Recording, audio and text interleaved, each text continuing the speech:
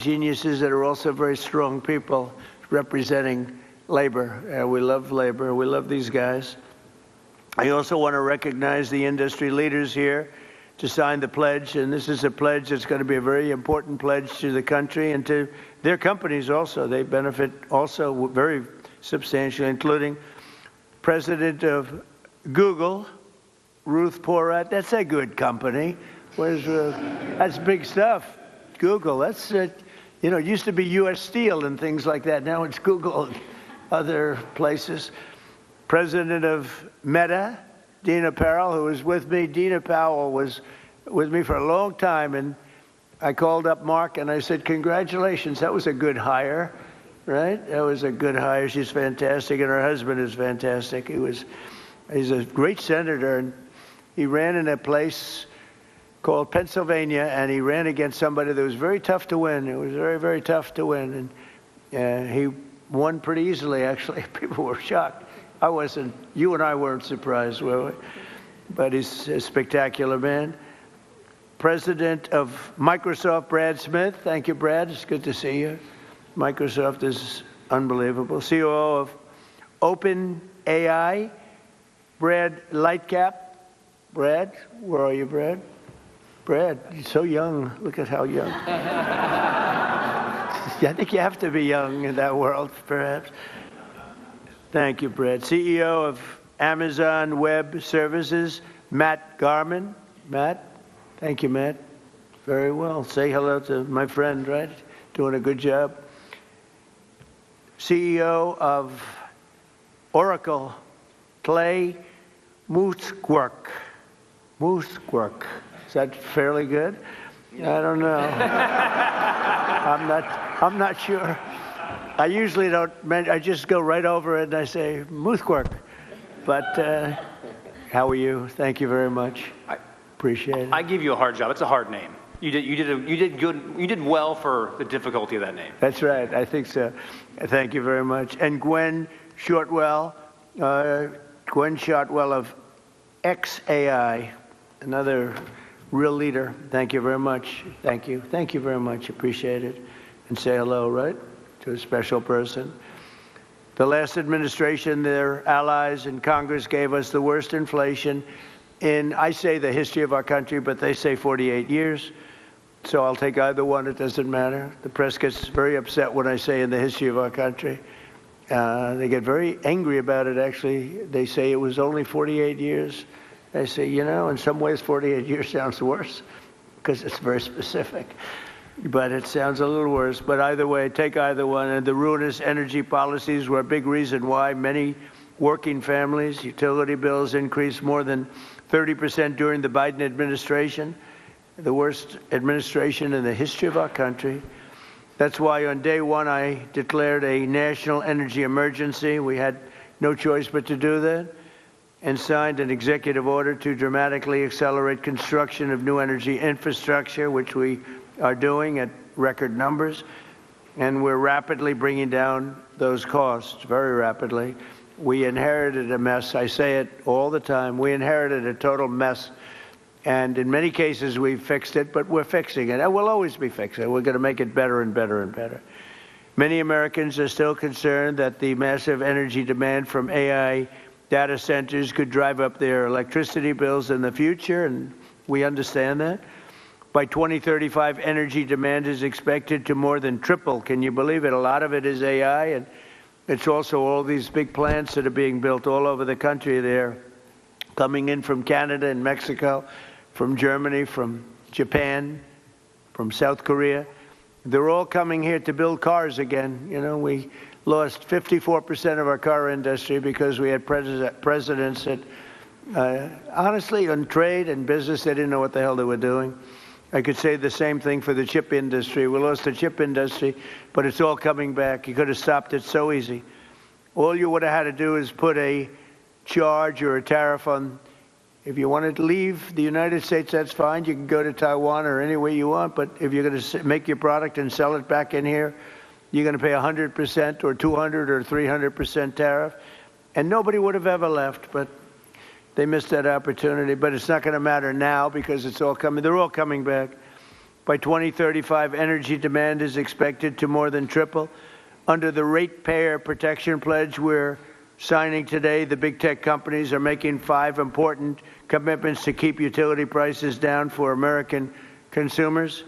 First, these companies are committing to provide or pay for all power generation and electricity needed for their AI projects, which is massive. And where possible, they'll add capacity to the grid by building new power stations. So they're going to be making their own electricity. They're not going to be taking from the grid, and they will actually probably, based on what I'm seeing, they're building overcapacity, and they'll be able to sell that overcapacity at very low prices into the grid. In addition to that, we're fixing the grid. Now, if we didn't do this, this was, I believe, I don't know, nobody's going to challenge you, won't challenge me. I think this was my idea. I said, wait a minute, we can't, when I first got involved with AI, they said, we will need triple the energy. Think of this, triple the energy of what we have now. Some people said double. I said, whether it's double or triple, that's crazy. And that was just for AI. It is incredible. And when you see the buildings we're talking about, you start to understand it. But unless you saw it, buildings that go for miles, buildings that are so big, buildings that cost $60 billion. I said, you mean $60 million? When I first got involved, they said, we're building a $60 billion building. I said, you mean 60 million? 60 million is a big building. It's not that big, but it's pretty big nowadays. They said, no, no, sir, we're going to spend 60 billion, but now it's like 100 billion and 150 billion. And the bottom line, it takes electricity like nobody's ever seen before. And I said, well, with an old grid, even if we fix it really well, which we're in the process of doing, you can't take that and double our electricity. They're going to have to build it themselves. And I told Mark, I actually told Mark, I told Elon, I told people, and nobody believed me. They said, you're going to let us build our own electricity? Because they've been so used to being beaten down and to have people with no ideas how to solve problems, and then the whole thing fails. It's a whole disaster.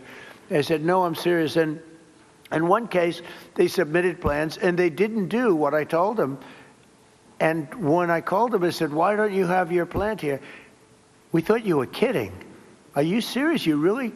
They couldn't believe it, in a good way. They said, it's too good to be true.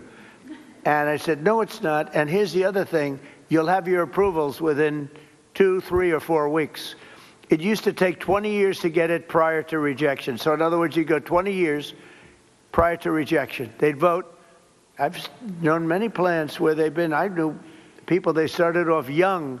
They were young trying to get approvals for a stupid plant, one plant. Their whole life was devoted to getting this plant. And around 22 years, in one case, 22 years later, he got rejected. I said, that's not good. He wasted, let's say, half of his working life on getting an approval, and he didn't get, now we get it in 2 weeks, 3 weeks, maybe 4 weeks. When I came in originally in my first term, we had 2 big LNG plants in Louisiana. They were in the 14th year of getting approvals, and they had just been rejected. And I got involved. They were tremendous plants. They're up now. They're working beautifully. They built the 3rd one. They're magnificent. I mean, if you like pipes, this is a plant. The whole thing is, you look inside, all it is pipes. I've never seen anything quite like it. It's like lying 2 or 3 Empire State Buildings on their side and doing nothing but putting pipes into it. So I didn't know exactly what it represented. All I knew is this is what they needed. So I got involved. The first one I got done in 1 day. The second one, I was a little bit slower that week, and it took me 1 week. So I got the first one done in 1 day, got fully approved. And when they called up the head, and I didn't want anything. I don't want anything for myself. I want it for the country. When they called up the head of a company like a Microsoft or like any one of the people in this room, but they called up the heads. They said, no, we got rejected. No, you just got approved. It was 1 day and 1 week, and they were built, and they're in your state, by the way, right? Yeah, yeah. And they are big. Yes, they are. And they're doing great. Lots right? of pipes. And there are lots of pipes, right?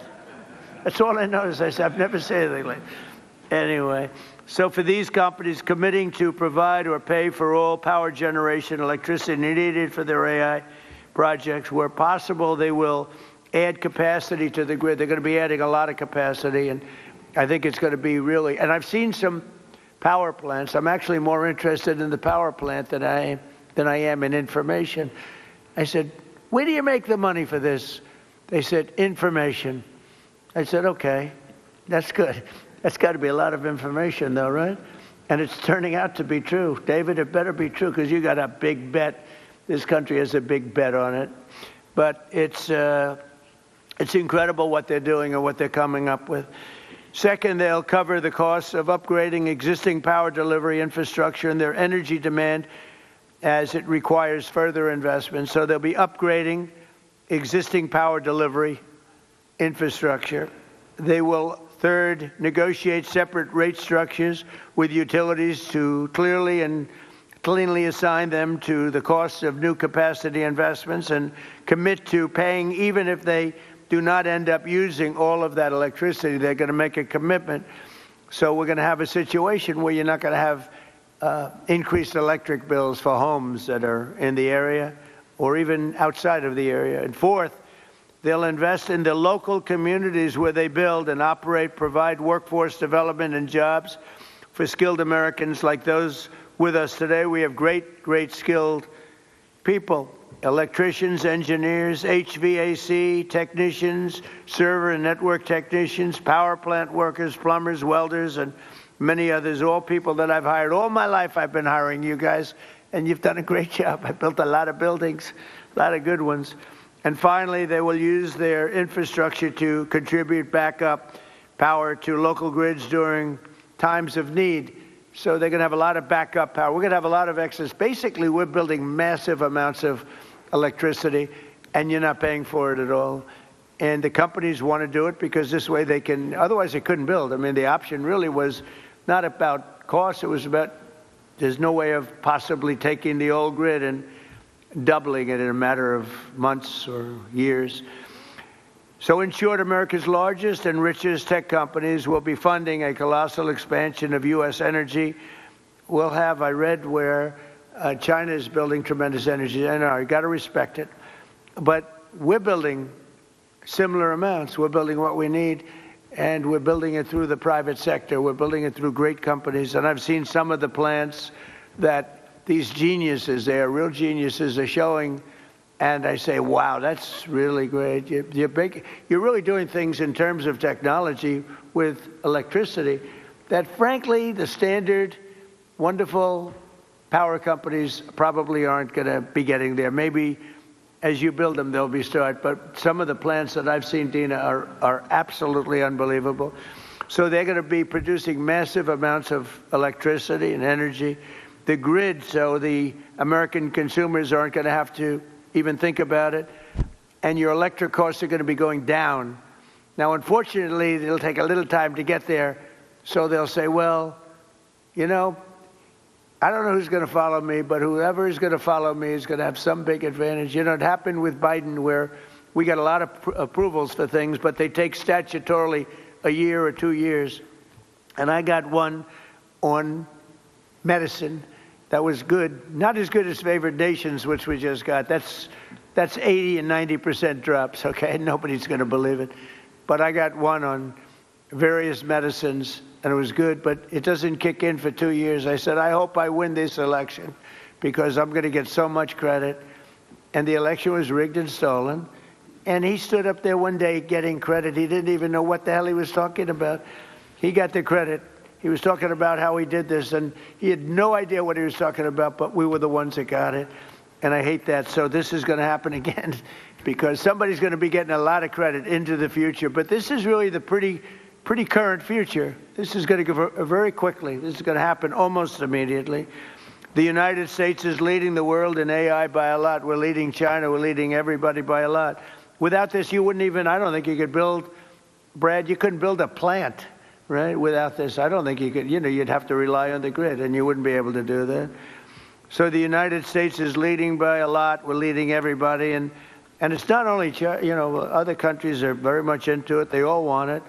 But we're going to be dominant in this field, which is very important. In crypto, we want to be dominant. We want to be dominant in everything we do. And this agreement will ensure that America can maintain the most advanced AI infrastructure on the planet without American families being forced to pick up the tab. And that's why the early ones, they hook up to the electric utilities and they can't produce the kind of numbers electric-wise that they want, and they end up raising the rates. It's not going to happen anymore, and now it's going to go the opposite way. They'll make a lot of money, and electric rates, we actually think they're not going to stay. I think they're going to actually, Chris, they're going to actually come down. So your electric bills will actually come down. It'll take a little while, but not long. So this new strategy, never tried before in any country, will pave the way for continued American dominance in energy and technology working together. So you're going to have great energy sources because you're going to build them yourself, and if they're not good, you'll make them a little bit bigger and better, right? But again, a lot of people, it took me 6 months to convince people that I was serious about this, and we have a very big key to what we're doing is Lee Zeldin. He's in charge of the environmental department and energy, and the job he's done is incredible, getting you fast approvals. So some of the plants are starting and they're coming in. I say, Lee, 2 weeks for natural gas. Don't worry about wind. Forget it. It's worthless. You don't get approvals for wind. We don't do wind in this because it's a loser. Except for China, they make all the windmills. You know, China makes all the windmills. The only problem is they don't have wind farms. You ever think somebody's going to have to look at that? How many wind farms have you seen lately in China? They make the windmills. They sell them to the suckers over in Europe. Europe is buying them by the thousands. And I told them for 3 years, this is not going to work out well. And now they're saying I was right. But we are, I say, natural gas, clean, beautiful coal. You know, we don't ever say in the Trump administration you're not allowed to use the word coal unless you precede it by saying clean, beautiful. And Chris made a beautiful speech about 3 weeks ago. And he took me very, very seriously. And every time it was about coal. And every time he mentioned coal, it'd say, clean, beautiful coal, clean, beautiful coal, clean, beautiful. I said, Chris, easy. It sort of stepped in the speech a little bit. It was a little much, but we got the point across. That coal is clean and beautiful. Well, look, it's so many of the nations that are working are using coal. And you can do things with coal today that are incredible in terms of the environment and in terms of cleanliness. But I said 2 weeks for oil and gas, coal, and for nuclear power plant, maybe take 2 or 3 weeks. You can add on an extra week. But Lee Zeldin has done an amazing job in getting you all of the permits that you need, because normally that would take many, many years. And they're already building the plants. They're being built all over the country, and they are incredible. So with that, I'll introduce Chris Wright, who's we were lucky to get him. Doug Burgum convinced me he was the best guy. I wanted Doug Burgum for his position, and because I'm very impressed with Doug. He's doing a fantastic job. He said, there's somebody that's better than me on energy. I said, a guy named Chris Wright. He's the biggest in the industry. He's the smartest. He's the best. I say, really? He's better than you? And Doug has a very big ego, so for him to say that was not easy. But I met Chris, and it was sort of love at first sight. He has done some job, and so has Doug. We gave him interior where they have all the oil, and we gave him energy where they take it, right? So we sort of did a friendly merger without going through Congress, because if we went through Congress, it would never get done unless the Speaker wanted to get it done, in which case it would be all right. So, Chris, you could say a few words first. You bet. First of all, thank you all for being here today. The reason we're here and the things that are going to happen are because of the people in this room. I want to thank you, Mr. President, for your leadership. Very early on, I mean, first week, I'm in my new job. I haven't had a boss in 40 years, and I'm in the Oval Office adjusting to this, and the President says to me 2 things very clearly. He says, number one, we have to lead in AI. We have to lead. This is a transformative technology. America must lead in AI, and the old energy policies that were going on would not lead in AI. We need to lead in AI. Number two, The government's a bureaucracy. It's always in the way of things. It's been in the way of AI. We've got to run the government like a business. The businesses who want to invest are our partners and get them here right away, and we've got to work with those partners. And boy, we have 7 incredible leaders in the room today. We're going to win in AI, and we're going to stop the rise in electricity prices because of the 7 leaders that are sitting around this table. The president said you're going to work with them like business leaders. Ultimately, this is not a negotiation where one side wins and one side loses. We have the same interests. The interest of the businesses is to be embraced by the communities so they can build and develop data centers in their communities. Those data centers that are developed there are going to bring jobs and opportunities for people. They're going to have us lead in artificial intelligence, critical for our economy, critical for our national defense, and critical for our security. The nation that leads in AI will be the military superpower. That has been and must remain the United States of America. But this is a pivot and this is a transformation. And it's the bold leadership of the president and the bold long-term vision of the business leaders that I am very proud to call partners and friends around this table that have invested that money, that have developed those technologies, that are willing to invest those dollars, and are also willing to fix the biggest problem.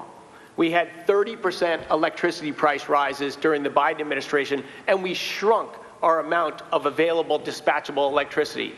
That is a train wreck waiting to happen, and the president recognized from the start we have to lead in AI and we have to stop electricity price rise, and those are not in contradiction. These companies are smart, they're powerful, they're strong, they can build power, partner with them.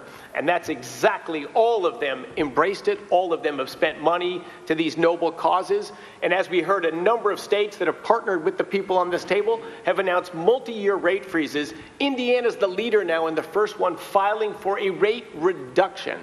But it is the partnership of these companies and a business focused on government, focused on the American people, that is the transformation. But I could not be more proud to be here. I've got to thank also our FERC commissioners that are here. FERC is a noble regulatory agency that just got bureaucratic and lived in a different time and a different age. We need to make things happen fast. Could they stand up? Yes, can all the FERC commissioners stand up? Because, you know, they're the most powerful people in the country. And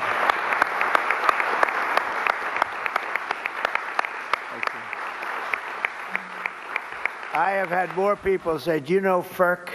I said, do I know FERC? What about FERC? And I learned so much about you, and you are the most powerful people in the country. So we want to be very nice to you. Please get us approvals. Please get us those approvals, okay? Thank you all very much. Thank you. The FERC team has worked hard, smartly, and practically to enable the revolution that's going to happen. America leading in AI and stopping the price rises. Thank you all so much. And boy, one of the other things I'm crazy lucky about is to work as a partner with a guy who has the hardest job in the world and does it with a smile, does it with charm, and does it with grace. Speaker Mike Johnson.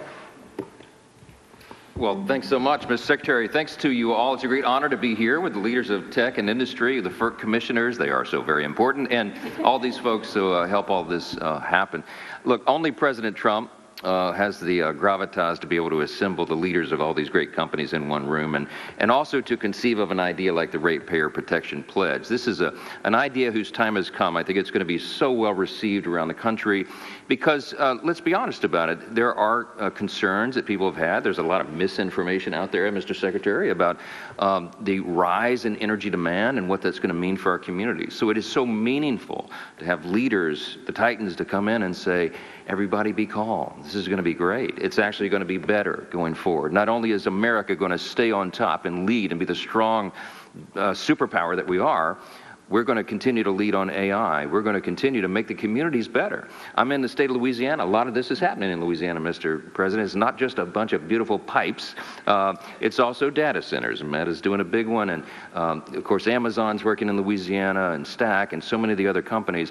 And our communities are so grateful to have that investment, and also grateful because they're coming in as great corporate partners, community partners, and they're acting responsibly. They're helping to build out the energy grid, and they're making life better, not just with good-paying jobs, they're actually making life better in these communities and in our states. And so we're so grateful for that. I like what you said a moment ago.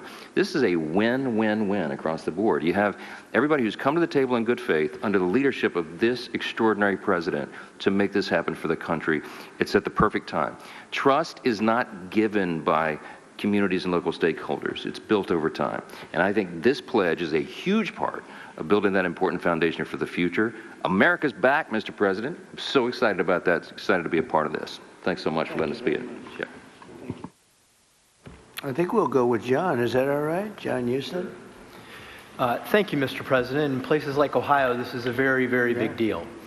I know that you know well that if we want to have economic dominance and national security dominance, we need to have technological dominance. And AI and data centers are a big piece of that. And I know that the American people want to win. They want to win this just like you do. We want to be superior to our challengers like China. We want to have AI dominance because that helps give our military, our manufacturing, everybody across the country needs AI dominance if America wants to win. And I know that you're the leader of the America First agenda.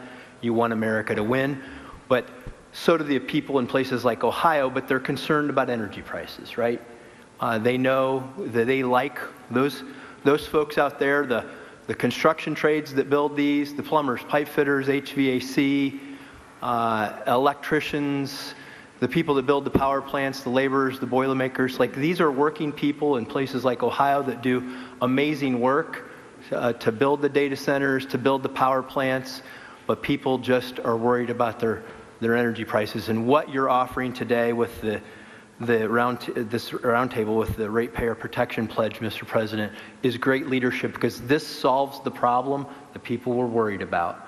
And as the data centers build new power plants, it leads to energy stability, affordable, reliable electricity for American ratepayers, helping them win the affordability battle that you're leading on behalf of this great team that you've assembled. And I just want to say thank you for your leadership on this. Thank you very much, John. And I hear you're doing very well in your race. He's running for a very important seat in a great state that I like a lot. It's always been good to me, and it's going to be good to you, and it has been good to you.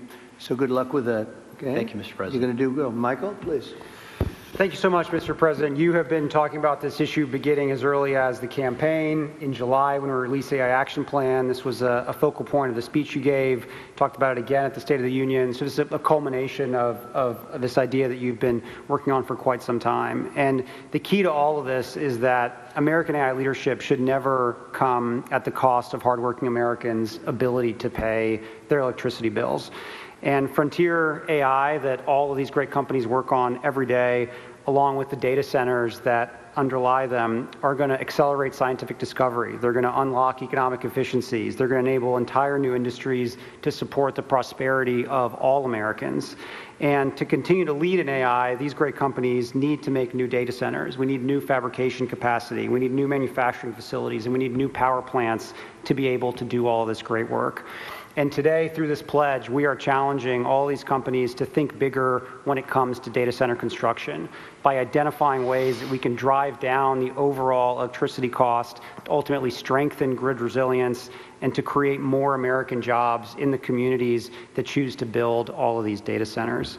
By signing this pledge, all these companies here are making themselves accountable to you, Mr. President, and to the American people as they strengthen their commitment to benefiting the communities in which they build and they operate. We as an administration are using every tool at our disposal to ensure that the U.S. can build and maintain the largest, most powerful, and most advanced AI infrastructure anywhere on the planet. And today we recognize that building the future requires massive amounts of reliable energy. And I'm grateful to you, Mr. President, for acting so decisively to ensure that the growing demands of energy that we have are never passed to the American households. Thank you. Thank you very much. Dina? Thank you, Mr. President. It's such an honor to be with you today. I also want to thank your outstanding team for partnering with us. You know, it's been remarkable to watch this transformational moment and you positioning America to lead. Our country has had very big transformational movements before, whether it was coming together, World War II, or the Industrial Revolution. But this is different. The next 3 years, in many ways, sir, are the whole game. And those 3 years, while you are president, you have positioned us to win. You have not only made sure that energy dominance is a key to how we will succeed in the compute needs we need, but you've also done something very important. You've made us all know that it's not about the products, it's about the people. And at Meta, we are so proud of the jobs that we are creating, whether it is in Louisiana or in Ohio.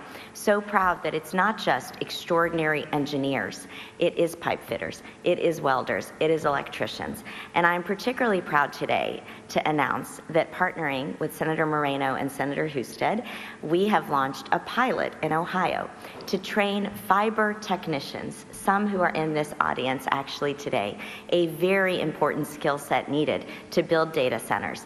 This 4-week program is a new curriculum. When you graduate, you have a license to be a fiber technician and a guaranteed job with Meta. We are also extremely proud to sign the Ratepayer Pledge today.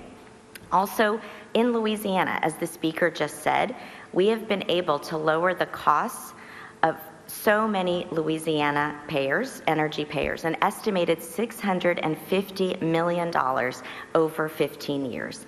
So we are proud to say today that we want to fully cover the cost of the energy that we use in our data centers, create jobs and opportunity, but more than anything, sir, we are really proud that we're going to look back and have had the privilege to work with you and know that America won at such a critical time and that we did it really working with the American worker and so many others. So thank you, sir. Proud to be here with you. So nice. Thank you very much, Jen. I also want to say, sir, I forgot to say it, you know, it was 10 years ago, way before we were talking about AI, that you said there is honor and dignity in plumbers and in workforce skills training, and you asked Ivanka, as you know, to chair that.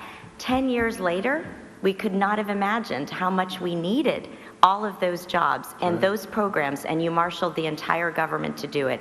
That is having an impact in cities across the country. So thank you very much. Thank you very much. Thank you, sir. Jen. Ruth, please. Thank you, Mr. President. Google is grateful for all that you and your administration are doing to secure America's continued leadership in AI. And to your point, it must be powered by abundant and affordable energy if it is to benefit all Americans. I'm pleased to be here to underscore Google's support for the Ratepayer Protection Pledge.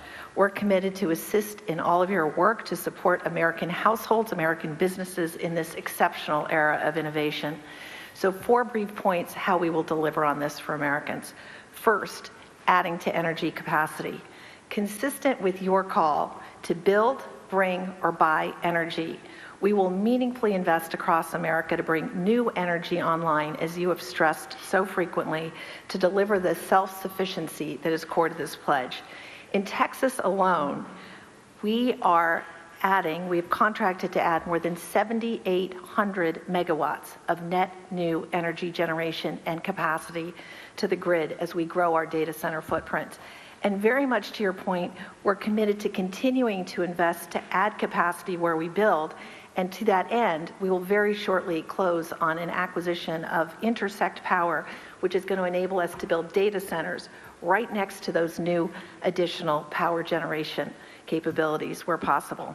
Second, to protect American ratepayers, we're committed not only to pay for 100% of the energy we use, but very importantly, the infrastructure to support that growth, whether or not we end up using that energy.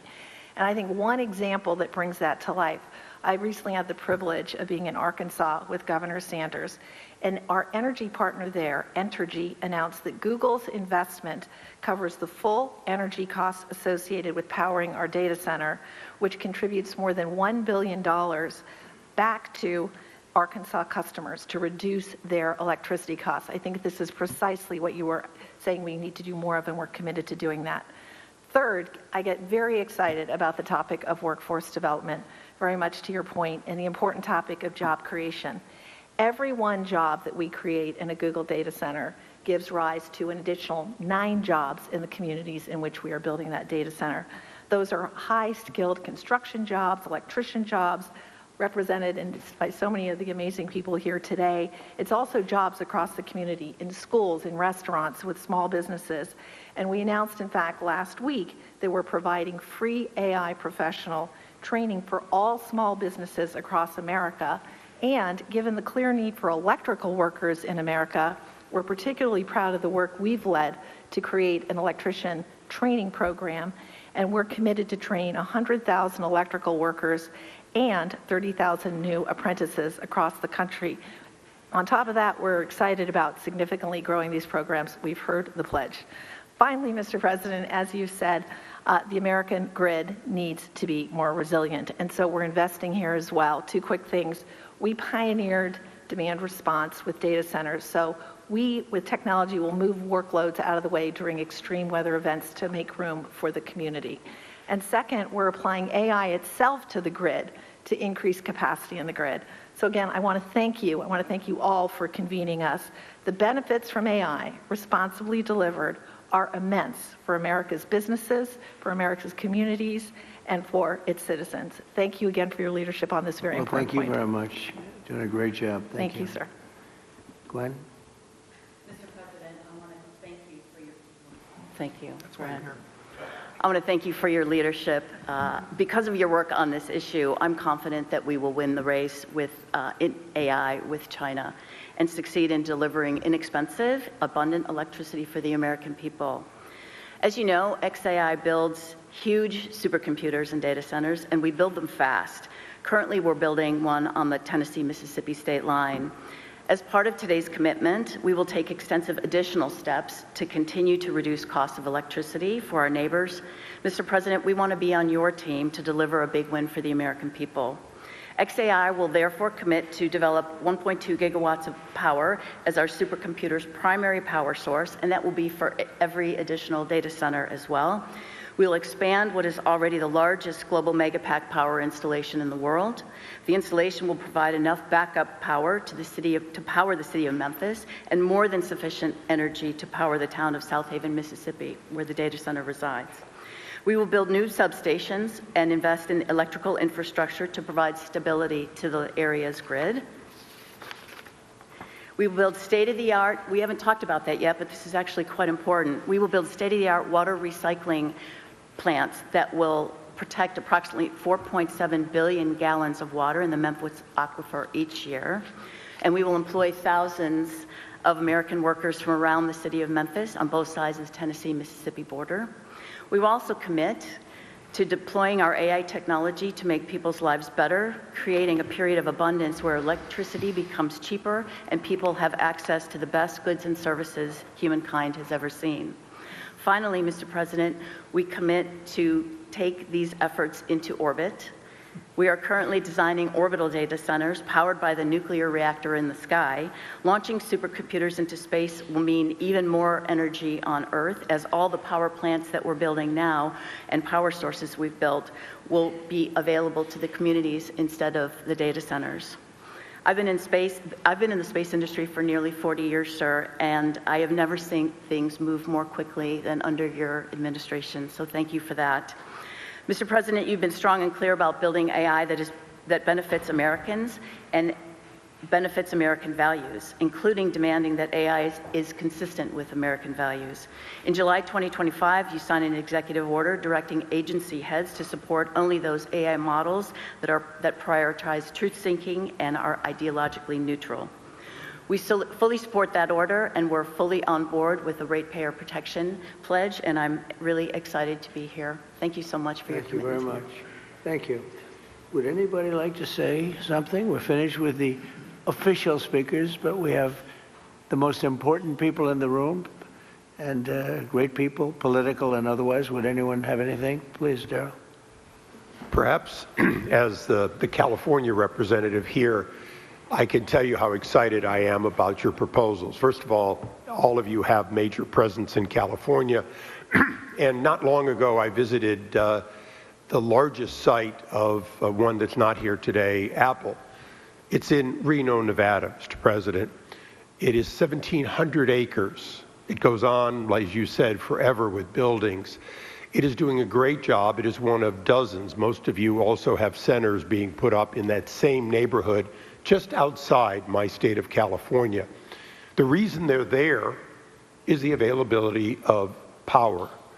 And the story I just wanted to briefly say that says a lot about the current state versus where you're putting it with the help of industry. They have what you would call huge, beautiful power plants, one after another that they have. They built them for backup because in Nevada they were able to get all the power they wanted, but they built in resilience there. They've only had to run them extensively when California calls and says we're having a blackout. Would you please turn on your power generators so we don't go dark in San Jose, miles away? That said so much to me about the responsibility of these companies already in the past building backup power, but also the need to have the resilience that these plants will create as a result of your work. And they won't be diesel plants, they'll be clean burning plants, they won't be temporary or backup, they'll be positive. Lastly, my state has invested in solar, so much so that we have it to burn during the day. Literally, we burn it. We don't know what to do with it. The ability of these power plants to take solar when it's in excess and then provide that resilience 24/7, all as a result of your leadership. And so, as someone who is from a state that may build less of them, but needs them more than any other state, I want to thank you for what you're doing, because these companies now can be empowered to do a lot more than what they did so far on the edge of California to help California be part of winning the AI race. Thank you very much. We'll go very quickly. David, please. Thank you, sir. As I think all of you know here, we have an AI boom going on. We also have a construction boom going on. Just the leading companies in the U.S. are investing $650 billion this year building out this infrastructure. That's a 2% tailwind to GDP, and that is leading to job increases for construction workers and huge wage increases for construction workers like the fellows we got right up here. So this is a very important boom to sustain, and thanks to your leadership, Mr. President, we're doing that, and we're protecting residential ratepayers, making sure that their electricity prices will not go up. That's the combination we need. And I just want to contrast it, if I may, with the approach of Democrats like Bernie Sanders. Their approach is just to ban. They just want to ban the data centers. So they want to stop the economic growth. They want to stop the wage increases for blue collars. They want to stop the construction. They want to just stop progress. That's not the answer. There's a much better answer. You have found it, sir. And I just want to vouch for the fact that in one of our very first meetings, you did say that you wanted to make our AI companies into energy companies. So that was true. And I remember thinking, that's a really good idea. The president knows more about AI than I do. So this is thanks to your leadership we're here today. And I know this is something that you've been championing for a very long time. Thank you. Thank you very much. And Katie, thank you. Yes, Mr. President, so this is something that we've not only just talked about, obviously, on the national stage, but we've been talking about and wrestling with in Alabama as well. Look, we understand the need to win the AI race, and you have made sure that America is put first in every category. And that means that we dominate there, and we do it in a way, though, that helps everyday Americans. So when we're looking at their safety and security and what that will ultimately prevail there, we don't want to do it at the expense of ratepayers. And you, once again, have taken an incredibly complex problem that everybody wants to talk about, and you actually found a solution. You found a win-win. We're not only going to win the AI race as a result of what you're doing today, but you have said to every American, to every Alabamian, I see you. And we're going to make sure that your energy cost not only does not go up as a result, but you even said today, with the added capacity, that it's actually going to go down. In addition to all of that, just want to say thank you to you for being willing to be good community partners.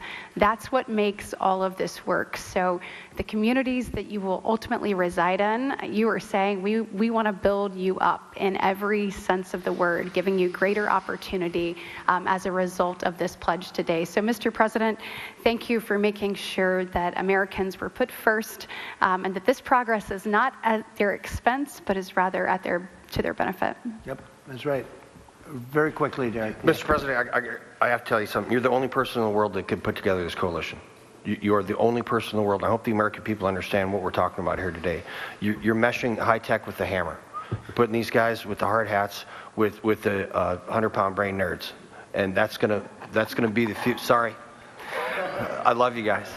And so, Mr. President, the thing that the American people need to understand is that you're not thinking about an election cycle, you're thinking about the next generation. And what you're doing today by having this coalition of people is making sure that the future generations, our children, are not going to have to be concerned about losing a war. And that means so much, especially in this time now, if people really take a step back and appreciate this is actual visionary leadership, and it's going to take care, long before or long after we're all gone, sir, your efforts today are going to make America great into the foreseeable future. So thank you so much. Thank you, Derek. You're doing a great job. Bernie, I think you're okay. You want to say something really fast, Bernie? Thank you. He gets my vote. He gets my vote. I have to go back and look at the war. You know, we have a lot of things happening. Thank you, Bernie. You're doing a great job. Please. This is Will Scharf. Go ahead, Will. You have anything to say? I think it's been pretty comprehensively covered by all the speakers you've had today, sir, but you're going to be signing a proclamation announcing the Ratepayer Protection Pledge. This is going to ensure American AI dominance in the years ahead, while also ensuring that American ratepayers, ordinary Americans paying their electric bills, aren't paying anything more. And along with the proclamation that you're signing, each of the CEOs and industry representatives that we have present here will be signing an actual copy of the Ratepayer Protection Pledge, committing them to your vision for this industry going forward. Pretty good, right? And let me say to the press, thank you so much for being here. It was fantastic. After the pledges are signed, if we can have you move out of the room as quickly as you can so we can do a little bit of business. But thank you for being here at this thing. And as you heard, the summary of the Trump agenda is lower prices, higher wages. Okay, you got it done.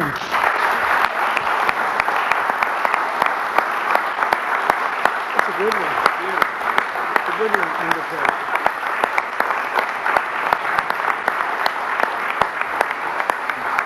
Thank you very much. Thank you. Thank you, press.